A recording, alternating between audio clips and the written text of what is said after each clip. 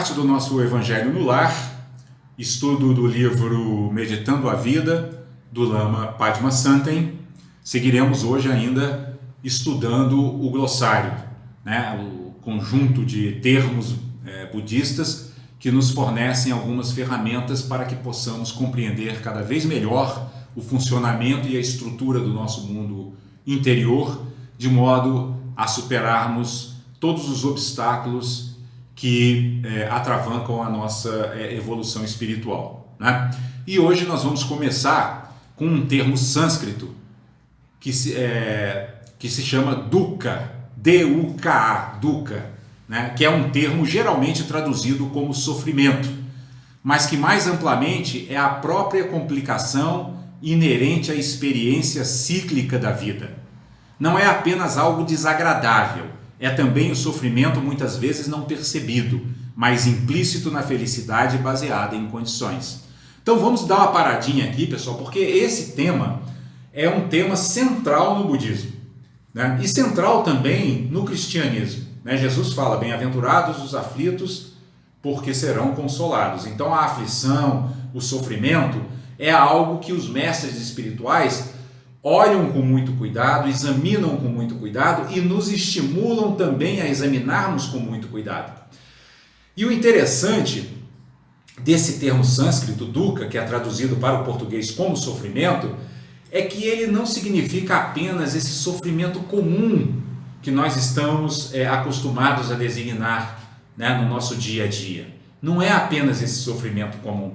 É o sofrimento que permeia até mesmo os nossos momentos supostamente felizes, né? Porque, veja, a questão básica aqui é essa expressão utilizada pelo Lama quando ele diz felicidade baseada em condições.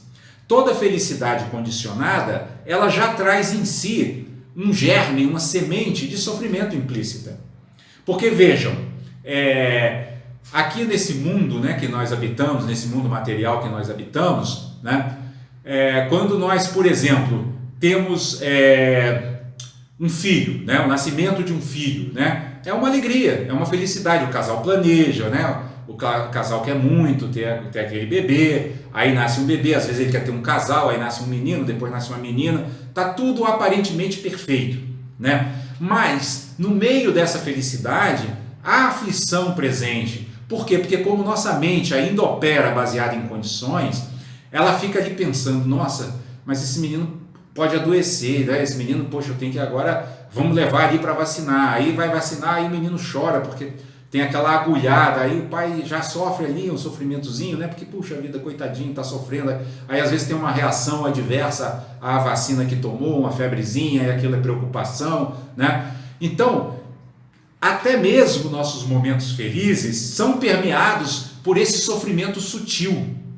E por que isso é importante de compreender? Porque isso nos estimula e nos motiva a superarmos esse modo estreito de olharmos para o mundo, né? Essa visão estreita, né? Que depende de fatores externos para se sentir feliz, né? Ou seja, depender de fatores externos significa depender de fatores condicionados, né, que estão sujeitos a condições. A gente citou aqui o exemplo do filho, mas poderíamos citar qualquer outro exemplo, né? Por exemplo, conseguimos um bom emprego, né? Mas aí de repente entra uma crise econômica e nós começamos a ficar preocupados porque podemos perder o nosso emprego. Ou às vezes nem entra a crise econômica, mas a gente começa a imaginar que pode vir uma crise econômica.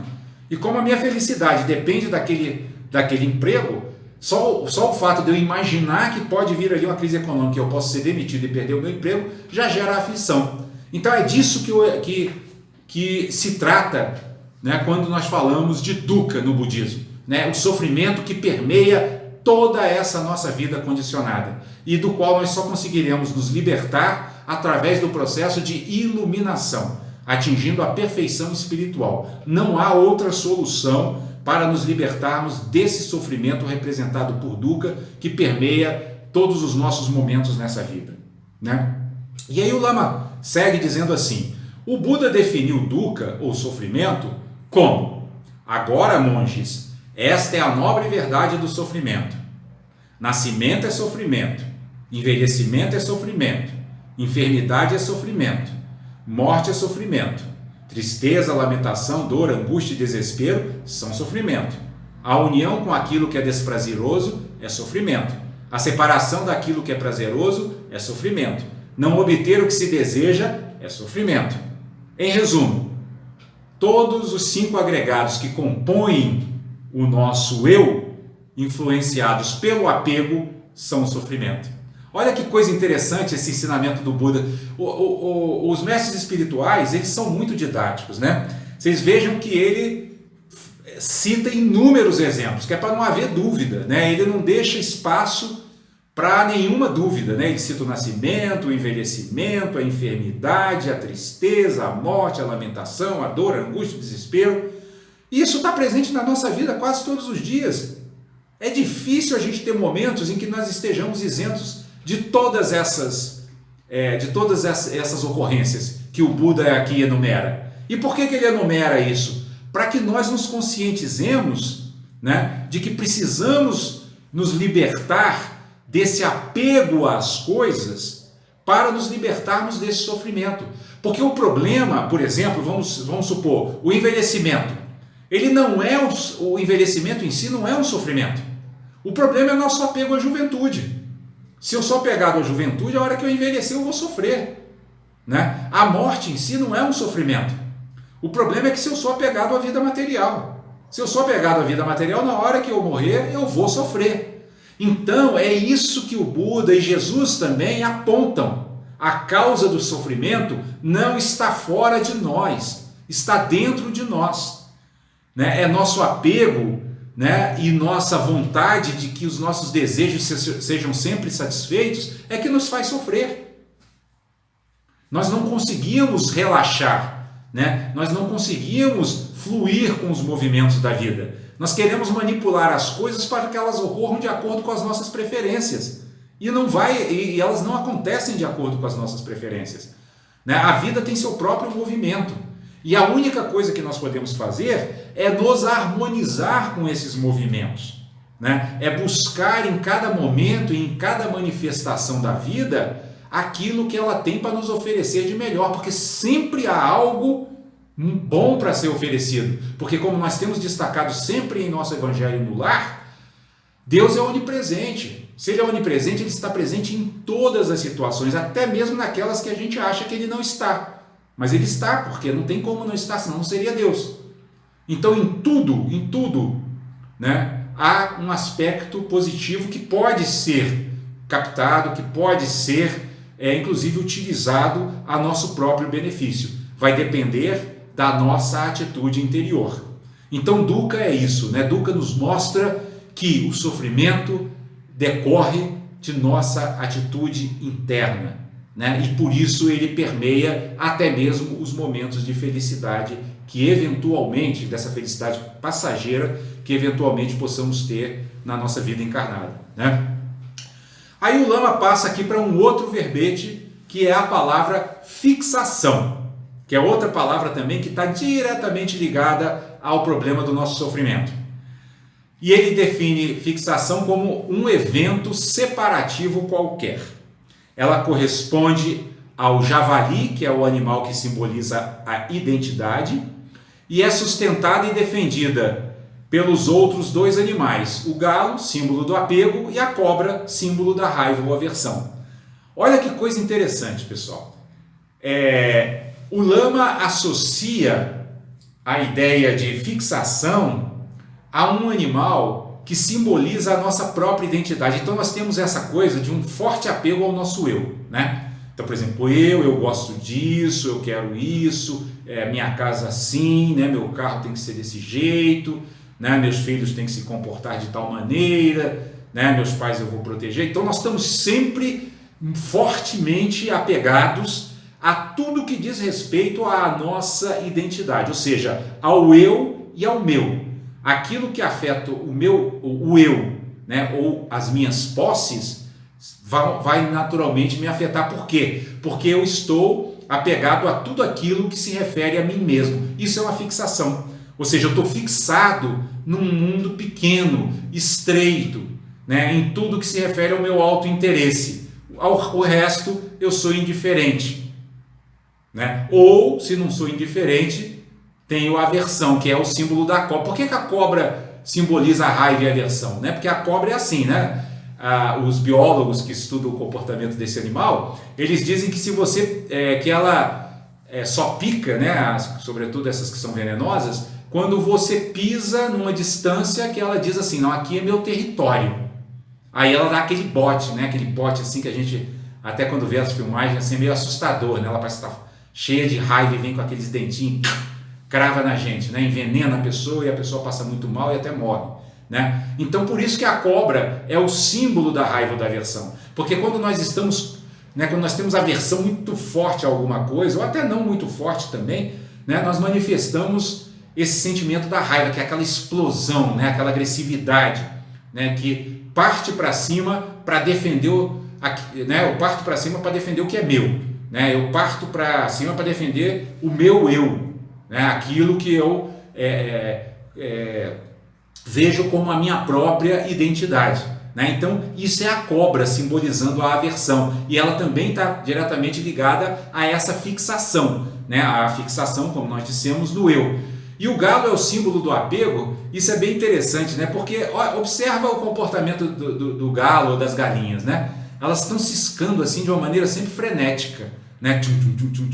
Quer dizer, aquela atividade incessante que caracteriza também a nossa atitude diante das coisas às quais nós temos apego, né? Nós ficamos ali numa atividade incessante, como o ciscar das galinhas, né? O ciscar dos galos, né? Nós ficamos nessa atividade incessante, tentando cuidar, né, de tudo que é nosso, da nossa família, das nossas posses, né, nosso carro, nossa casa, né, nossa esposa, nosso marido e assim por diante, né? Então percebam que a fixação, ela diz respeito e está diretamente relacionada com aquilo que o budismo chama dos 3 venenos básicos que destroem a nossa vida interior e o nosso cultivo da espiritualidade, que são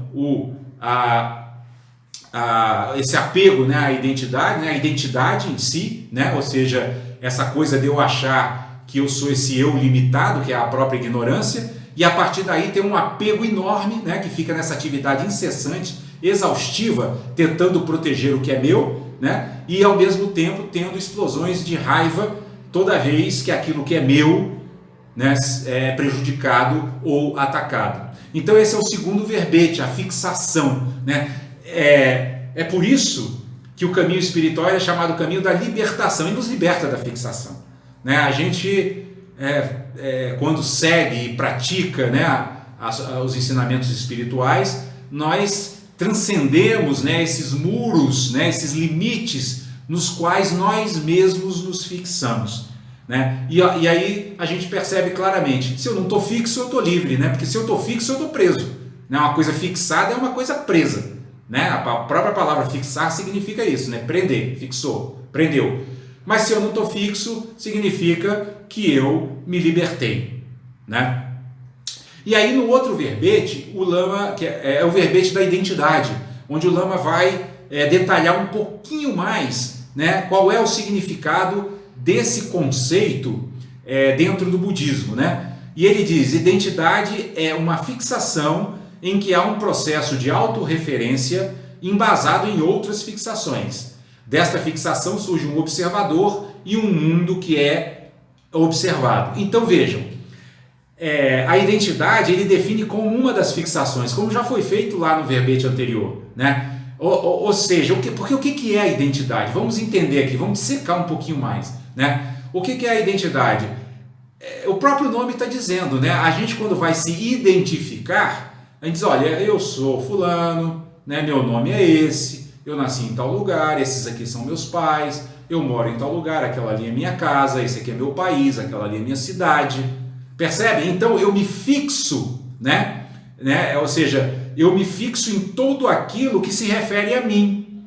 Por isso que o Lama chama isso de um processo de autorreferência, né? É como se eu fosse o centro do mundo. É o contrário da compaixão e da bondade amorosa. Porque a compaixão e a bondade amorosa se voltam para o outro, né?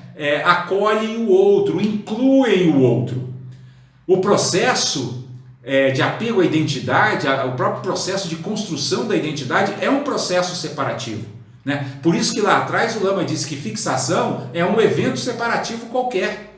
Toda fixação ela separa. Por quê? Porque eu me fixo naquilo que é meu, né? Me fixo naquilo que sou eu e só olho para as coisas que se referem a esse eu, né? Eu não tenho olhar para nada que não diga respeito a esse eu. É isso que é chamado também no budismo de autointeresse. E que no cristianismo, o antídoto para isso, para o autointeresse, é a abnegação, esquecimento de si mesmo, né? Por isso que a gente ouve muito, tanto os mestres espirituais quanto os grandes praticantes espirituais, falarem e praticarem muito o esquecimento de si mesmos, porque eles estão muito empenhados em superar esse processo de autorreferência, né? Esse processo egocêntrico, né? Onde nós nos julgamos o centro do mundo, onde nós achamos que os nossos desejos precisam ser atendidos, né? Que as nossas preferências precisam ser satisfeitas, e onde nós lutamos arduamente para que tudo aquilo que nos desagrada seja mantido à distância. Mas como disse o Lama lá no primeiro verbete referente a dukkha, sofrimento, né? O que acontece na nossa vida? Aquilo que nós desejamos muitas vezes não conquistamos, e aquilo que queremos manter à distância muitas vezes vem para perto de nós.